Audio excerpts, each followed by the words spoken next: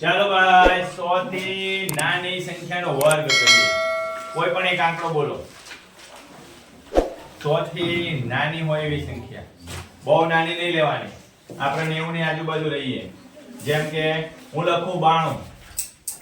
તો કે 92 ગુણ્યા 92 એ લખાય. ક્યારેક પેપરમાં આમ પણ લખેલું હોય 92 નો વર્ગ કરો. શું જોવાનું પહેલા? તો કે 100 થી કેટલો નજીક છે? 100 થી નાની છે? હા. કેટલી નાની છે? તો કે 8. 100 - 92 કરો એટલે 8 સ્ટેપ. 8. તો પહેલો સ્ટેપ આ કરવાનો. 92 માંથી 8 બાદ કરો. 92 માંથી કેટલા બાદ કરવાના? 8. 92 માંથી 8 બાદ કરો કેટલા જાય ભાઈ? બોલો. 84 6 92 એટલે 84 આવે. અને 8 નો વર્ગ કેટલો આવે ભાઈ? 8 ગુણ્યા 8 64. એટલે આનો જવાબ કેટલો આવશે? 84 64. કેટલો જવાબ આવશે? 84 64. હજી એક દાખલો જો. 96 નો વર્ગ. ધ્યાન રાખજો. કેટલો નાનો છે 100 થી? 4. કેટલો નાનો છે? 4. એટલે આપણે 96 - 4 કરવાના. કેટલા કરવાના? 96 - 4 કેટલા થાય? 92.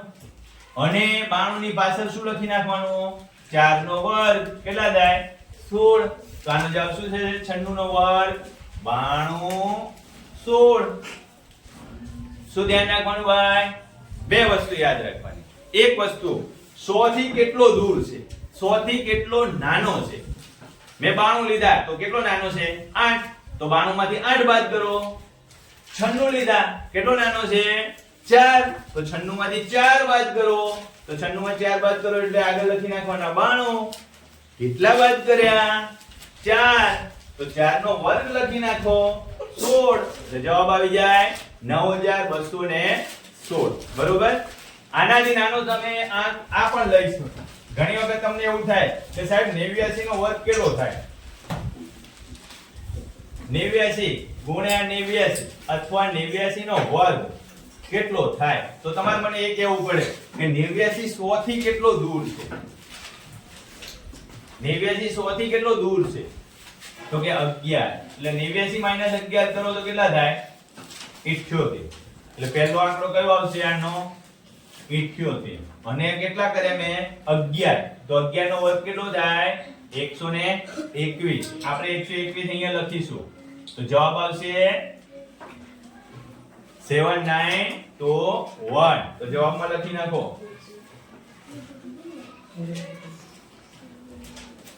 89 નો વર્ગ થઈ જાય 7921. જ્યારે ત્રણ આંકડા આવે એક આંકડો આગળ ઉમેરી દેવાનો અહીંયા. બરોબર?